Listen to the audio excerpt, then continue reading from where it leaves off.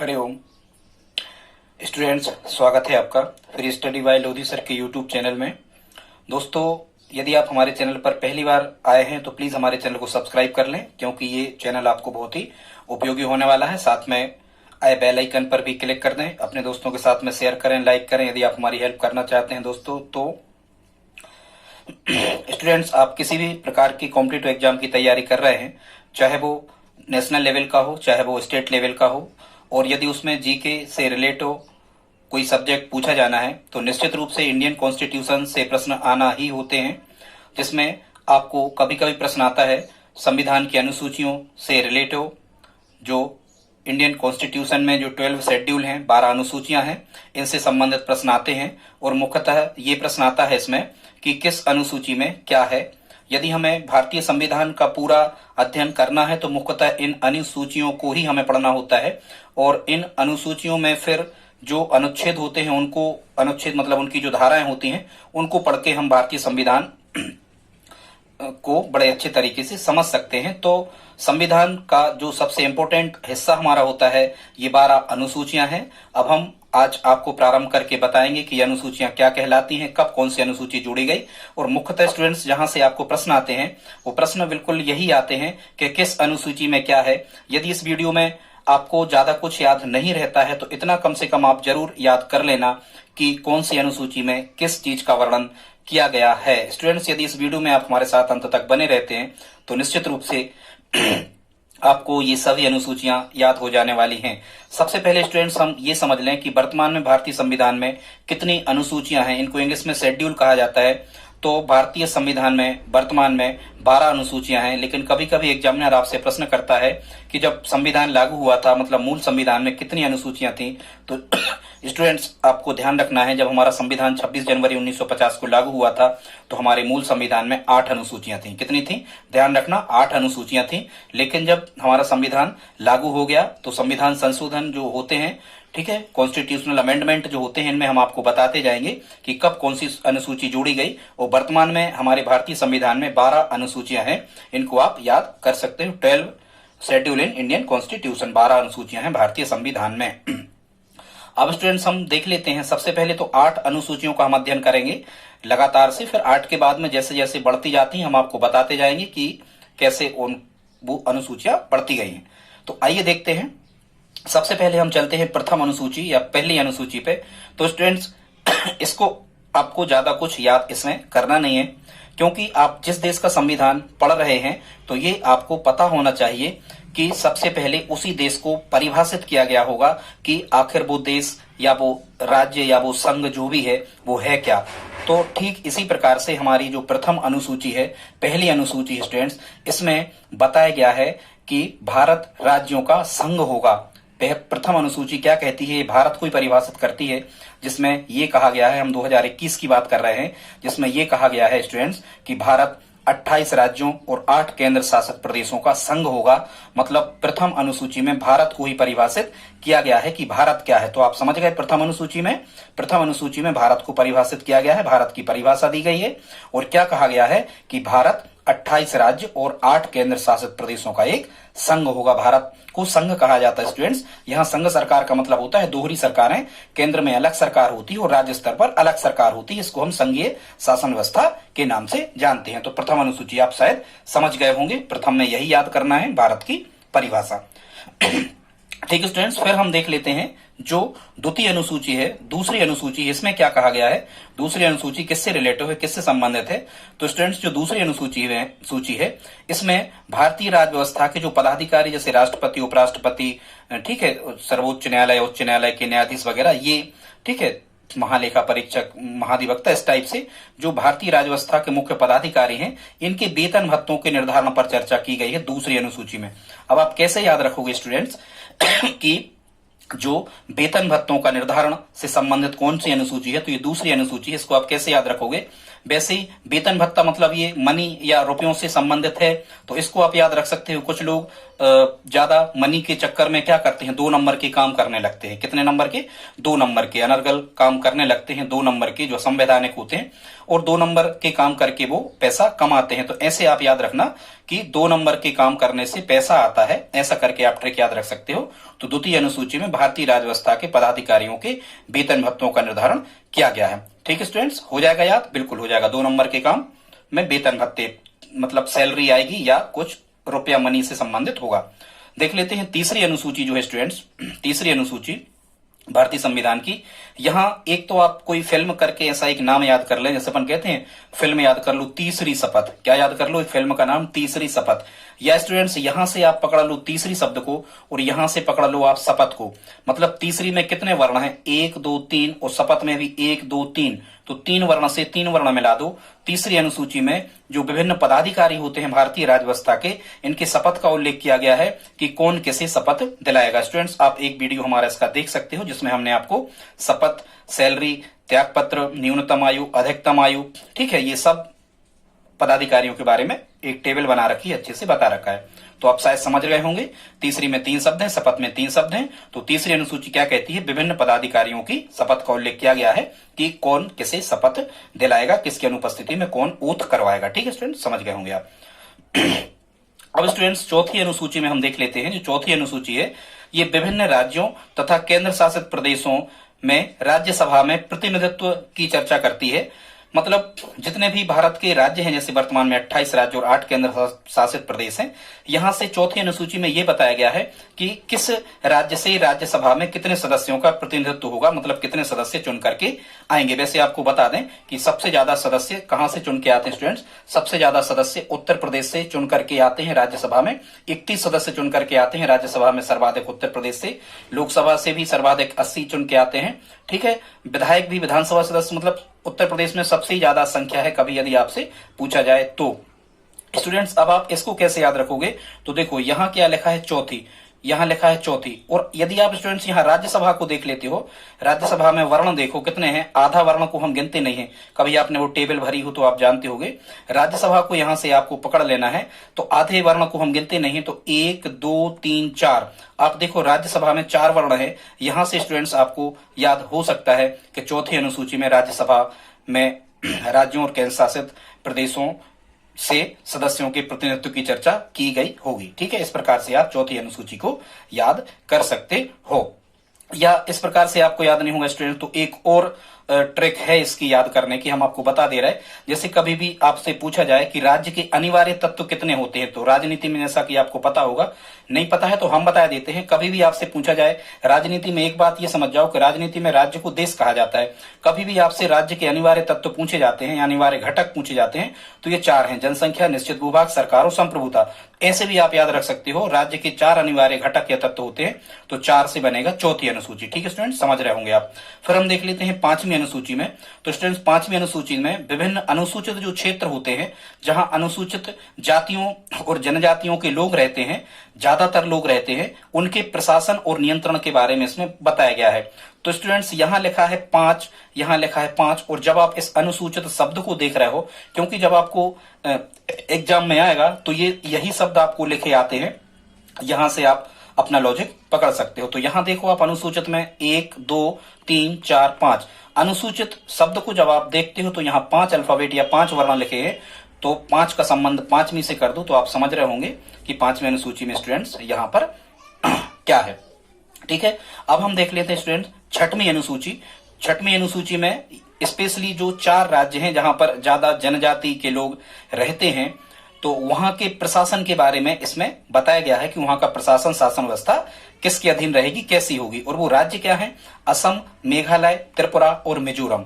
ये 4 राज्य हैं, असम, मेघालय, त्रिपुरा और मिजोरम। स्टूडेंट्स यहां से आप चाहें तो कोई ट्रिक यहां से बना सकते हैं। वो ट्रिक कैसी होगी कि ये 4 राज्य भी आ जाएं। ठीक है, तो कैसी बना सकते हो आप? कैसी बना सकते हो? कुछ भी आप बना लो, मेरा कुछ भी आप ट्रिक बना लेना। जैसे बना लेना, हम नहीं आपको लिख के बता रहे, जैसे आप बनाना मेरा मित्र मेरा मित्र, ठीक है, तो मे से हो जाएगा मेघालय, मित्र से हो जाएगा मिजोरम और त्रिपुरा। मेरा मित्र, ठीक है, 6 मेघ के समान गरजता है, ऐसे कुछ ऐसे याद रख लेना आप। कैसी? मेरा मित्र 6 मेघ के समान गरजता है, मतलब 6 बादल जितना गरजते हैं इतना मेरा मित्र गरजता है। मान के चलो कोई मित्र होगा आपका, ऐसा नहीं हो तो अच्छी बात है, इतना गरजने वाला होना भी नहीं चाहिए। ठीक है स्टूडेंट्स, तो क्या याद करोगे? मेरा मित्र 6 मेघ के समान गरजता है, तो 6 से बन जाएगा छठवीं अनुसूची, ठीक है, मे से बन जाएगा मेघालय, मित्र से बन जाएगा मिजोरम और त्रिपुरा, और 6 मेघ, मेघ से मेघालय, समान से बन जाएगा असम, और गरजता है वो तो साइलेंट है, मेरा मित्र 6 मेघ के समान गरजता है। एक ट्रिक याद कर लो स्टूडेंट, तो छठवीं अनुसूची में क्या हुआ? असम, मेघालय, त्रिपुरा हुआ, मिजोरम राज्य के जनजातीय क्षेत्रों के प्रशासन के बारे में बताया गया है। इसके बाद आते हैं स्टूडेंट सातवीं अनुसूची में। सातवीं अनुसूची में मुख्यतः एक शब्द आपको याद करना है, यहां लिखा है सा। स्टूडेंट सातवीं अनुसूची में क्या है? यहां पर लिखा है सातवीं का सा, यहां से आप ये देख लो, और समवर्ती में भी सा देख लो, यहां देखो समवर्ती में भी सा है, मतलब सातवीं अनुसूची में क्या है? मुख्यतः समवर्ती सूची है। एक चीज आप याद रखना, सातवीं से समवर्ती, सा से याद कर लेना, सातवीं से समवर्ती सूची। अब स्टूडेंट सातवीं अनुसूची में है क्या, आपको जल्दी जल्दी में हम बता देते हैं। इसमें केंद्र और राज्य के संबंध के बारे में बताया गया है, केंद्र और राज्य के मध्य शक्तियों का बंटवारा इसमें किया गया है, ठीक है। और इसमें मुख्यतः 3 अनुसूचियां हैं, राज्य सूची, संघ सूची और समवर्ती सूची, जिसमें विभिन्न सरकारों को, विभागों का बंटवारा किया गया है। जहां भी ये सूची लिखी है, मतलब ये विभाग हैं मुख्यतः कि किस विभाग पर कानून बनाने का अधिकार किसे होगा। जिन विभागों पर कानून बनाने का अधिकार संघ सरकार या केंद्र सरकार को होता है, उनको संघ सूची के विषय कहते हैं। वर्तमान में इन विषयों की संख्या 98 है, ठीक है। फिर जिन विषयों पर कानून बनाने का अधिकार राज्य सरकारों को होता है, मुख्यमंत्रियों को होता है, उन्हें राज्य सूची के विभाग या विषय कहते हैं। वर्तमान में इनकी संख्या कितनी है? 62 है, ठीक है स्टूडेंट्स। और जिन पर कानून बनाने का अधिकार राज्य और केंद्र सरकारों दोनों को होता है, ऐसे विभागों को समवर्ती सूची के विभाग या विषय कहते हैं। वर्तमान में इनकी संख्या 52 है। और जो विषय बच जाते हैं उनको अवशिष्ट सूची के अंतर्गत या अवशिष्ट शक्तियों के अंतर्गत रखा जाता है, जिन पर कानून बनाने का अधिकार केंद्र सरकार को होता है। मतलब इन जो विभाग ये हो गए, यदि इसके अतिरिक्त कोई विभाग बचते हैं तो उन पर कानून बनाने का अधिकार किसे होता है? केंद्र सरकार को होता है, ठीक है। अवशिष्ट शक्तियां केंद्र सरकार के पास में होती हैं। और यदि किसी विभाग को लेकर के राज्य और केंद्र सरकार में कोई बातचीत हो जाती है, कोई विवाद यदि हो जाता है, तो केंद्र सरकार जो कानून लागू करती है वही कानून मान्य होता है। स्टूडेंट्स, ये केंद्र राज्य सूची के, संघ सूची और समवर्ती सूची के विषय पर हमने एक अलग से वीडियो अपलोड किया है। बहुत ज्यादा विषय हमने उसमें रखे हैं, आप प्लेलिस्ट में जाकर के वो वीडियो को जीके की प्लेलिस्ट में देख सकते हैं। बहुत ही इंपॉर्टेंट विषय हैं, इतने विषय आपको गूगल पे, यूट्यूब पर कहीं नहीं मिलेंगे। और यहाँ से प्रश्न आता है कि निम्न में से कौन सा विषय किस में है, किस सूची के अंतर्गत आता है, कौन सा विभाग, ठीक है। जैसे स्वास्थ्य है या सिंचाई है या कुछ भी, रेलवे है, विदेशी संबंध है, मुद्रा है, बहुत सारे, ठीक है, इस टाइप से निर्वाचन है, बहुत सारे। तो ठीक है, सा से समवर्ती, सातवीं में समवर्ती आप समझ जाओगे। इसके बाद स्टूडेंट चलते हैं हम 8वीं अनुसूची पे। 8वीं अनुसूची में मुख्यतः क्या है? 8वीं अनुसूची में 22 भाषाओं का उल्लेख है। 8वीं अनुसूची में मुख्यतः क्या है स्टूडेंट्स? 8वीं अनुसूची में 22 भाषाओं का उल्लेख किया गया है।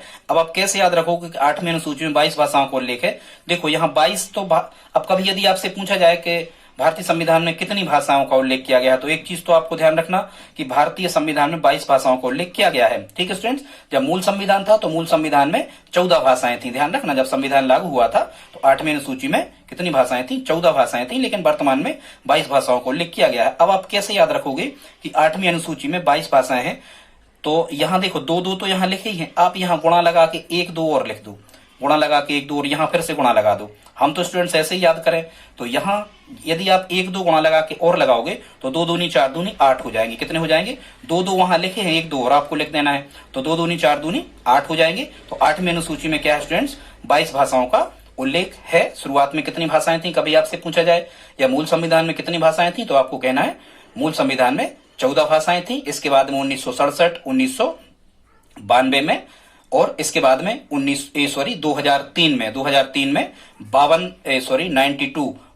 92वां संविधान संशोधन किया गया, जिसमें बोडो मास मतलब बोडो, डोंगरी, मैथिली और संथाली, इन 4 भाषाओं को और जोड़ दिया गया। ये कभी हम बताएंगे, तो इस प्रकार से आप याद रख सकते हो कि इसमें वर्तमान में 22 भाषाओं का उल्लेख है। स्टूडेंट्स, इसके बाद में हम देख लेते हैं।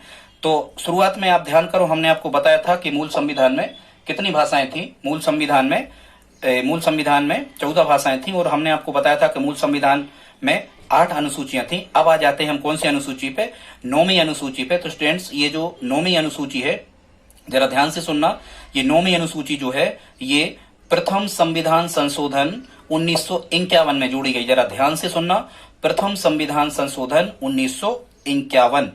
कभी आपसे यदि पूछा जाए कि प्रथम संविधान संशोधन कब हुआ था, फर्स्ट कॉन्स्टिट्यूशनल अमेंडमेंट कब हुआ था, तो 1951 में हुआ था।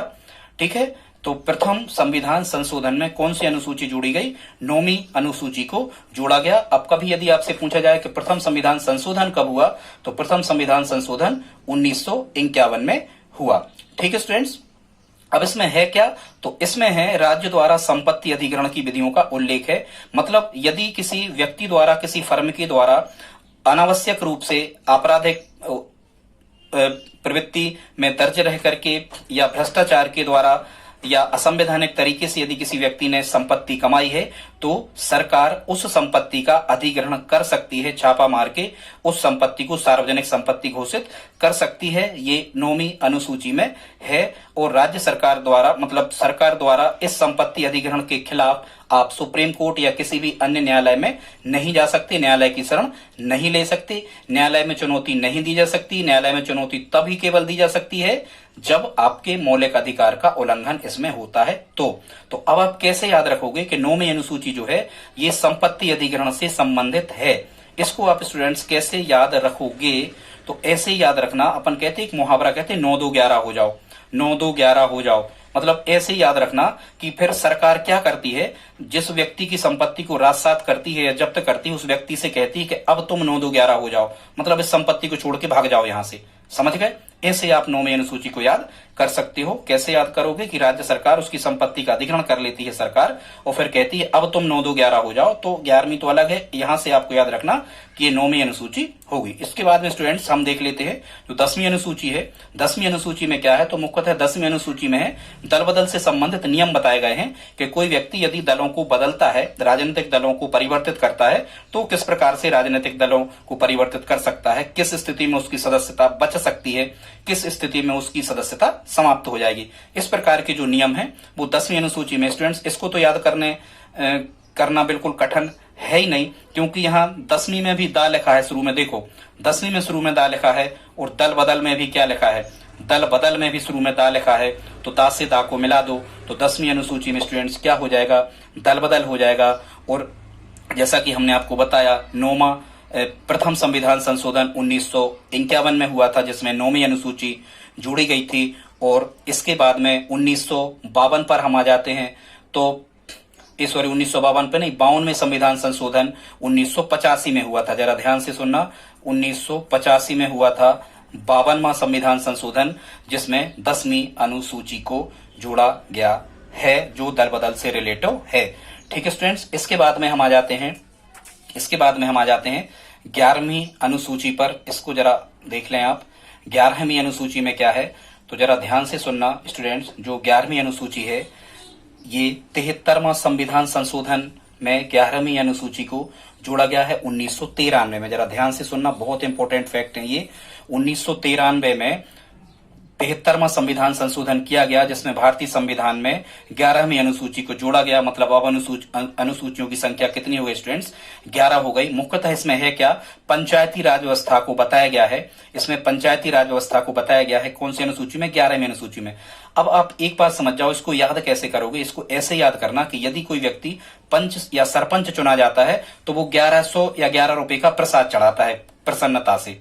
ऐसा याद रखना स्टूडेंट्स, ऐसे ही हम रखें कि यदि कोई व्यक्ति पंचायत का चुनाव या निर्वाचन जीत जाता है तो वो 11 रुपए का या 1100 रुपए का प्रसाद चढ़ाता है। तो ऐसे आप याद रखना कि 11वीं अनुसूची में पंचायती राज व्यवस्था को बताया गया है। ये 1993 में संविधान संशोधन किया गया था, और 73वां संविधान संशोधन के अंतर्गत ये संविधान में जोड़ी गई थी, जिसमें ग्राम पंचायतों को कार्य करने के लिए स्थानीय स्तर पर 29 विषय प्रदान किए गए हैं। कभी हम बताएंगे इन 29 विषयों को। मुख्यतः जैसे मेला है, या बाजार है, या शमशान है, या जन्म मृत्यु पंजीकरण है, या सड़कों का रख रखाव, जल की व्यवस्था। ठीक है, इस टाइप की ये विभाग पंचायतों को दे दी गए। स्टूडेंट्स अब हम लास्ट में आते हैं 12वीं अनुसूची में। किस पे आते हैं? 12वीं अनुसूची पर। तो जो 12वीं अनुसूची है ये शहरी क्षेत्र की स्थानीय संस्थाओं को 18 विषय प्रदान करती है। अब आप समझो कि शहरी क्षेत्र की स्थानीय संस्थाएं क्या कहलाती हैं स्टूडेंट्स? तो शहरी क्षेत्र की स्थानीय संस्थाएं मतलब जहां बसाहट बढ़ रही है, तो जो शहर के क्षेत्र होते हैं, जैसे जहां ग्राम पंचायत थी पहले, अब यदि बसाहट बढ़ रही है, बहुत ज्यादा लोग वहां मकान बनाकर, पक्के मकान बनाकर रह रहे हैं, वहां विकास होता जा रहा है, तो उसको हम नगर पंचायत कहते हैं। शहरी क्षेत्र की सबसे छोटी इकाई नगर पंचायत होती है। जहां जनसंख्या और ज्यादा हो जाती है तो उसको नगर पालिका कहते हैं, और सबसे बड़ी इकाई शहरी क्षेत्र की जो होती है वो क्या होती है? नगर निगम। ठीक है, तो नगर पंचायत सबसे छोटी इकाई, नगर पालिका बीच की, और नगर निगम सबसे बड़ी शहरी इकाई होती है। स्टूडेंट्स, इसको आप कैसे याद रखोगे कि 12वीं अनुसूची में शहरी क्षेत्र की स्थानीय संस्थाओं को 18 विषय प्रदान किए गए हैं। कैसे आप याद रखोगे? तो हम तो स्टूडेंट्स इसको ऐसे ही याद करे हैं, आप भी ऐसे ही कर सकते हो कि देखो, शहरों में 12-12 घंटे लाइट रहती है, 12 घंटे दिन में, 12 घंटे रात में। अपन कहते हैं ना, शहरों में बिल्कुल लाइट नहीं जाती, करो ध्यान, नहीं जाती, शहरों में लाइट नहीं जाती, 12 घंटे दिन और 12 घंटे रात। ऐसे आप याद रख सकते हो 12वीं अनुसूची में शहरी क्षेत्र की स्थानीय संस्थाओं को 18 विषय। अब आप कहो ये 18 विषय कौन से हैं? तो स्टूडेंट्स, ये 18 विषय वही हैं जो हमने आपको पंचायतों में बताए थे। लगभग पंचायती राज में ज्यादा विषय प्रदान किए गए हैं ग्राम पंचायतों को, शहरी में इनको कुछ 11 विषय कम प्रदान किए गए हैं। और ये कौन से विषय हैं? ये वही विषय हैं जैसे जन्म मृत्यु का पंजीयन करना, कांजी हाउस, हाट बाजार की व्यवस्था, मेलों की व्यवस्था करना, शमशान की व्यवस्था करना, सड़कों के रखरखाव, लाइट की व्यवस्था। ये ठीक है, आप समझ रहे होंगे। इस प्रकार के विभागों को मतलब इस प्रकार के विभाग, स्थानीय संस्थाएं इस प्रकार के विभागों पर कार्य करेंगी। और ये जो 12वीं अनुसूची जोड़ी गई है, यह भी 1993 में जोड़ी गई है। और कौन से संविधान संशोधन के अंतर्गत? 74वें संविधान संशोधन के अंतर्गत इस अनुसूची को जोड़ा गया है। तो स्टूडेंट्स, ये हमने बहुत ही इंपॉर्टेंट फैक्ट आपको बताया। आप चाहें तो अपने नोट्स बना करके इनको लिख सकते हैं। आज का वीडियो स्टूडेंट्स आपको कैसा लगा, प्लीज आप हमें कमेंट बॉक्स में लिख करके बताएं। हम इसी प्रकार की वीडियो आपको लाते रहते हैं। यदि आप हमारी हेल्प करना चाहते हैं तो प्लीज आप अपने स्टडी ग्रुप में हमारे इन वीडियोस को सब्सक्राइब लिख करके शेयर करें और आप हमारे सब्सक्राइबर बढ़ाने में हेल्प करें। ठीक है स्टूडेंट्स, मिलते हैं अगली वीडियो में। धन्यवाद।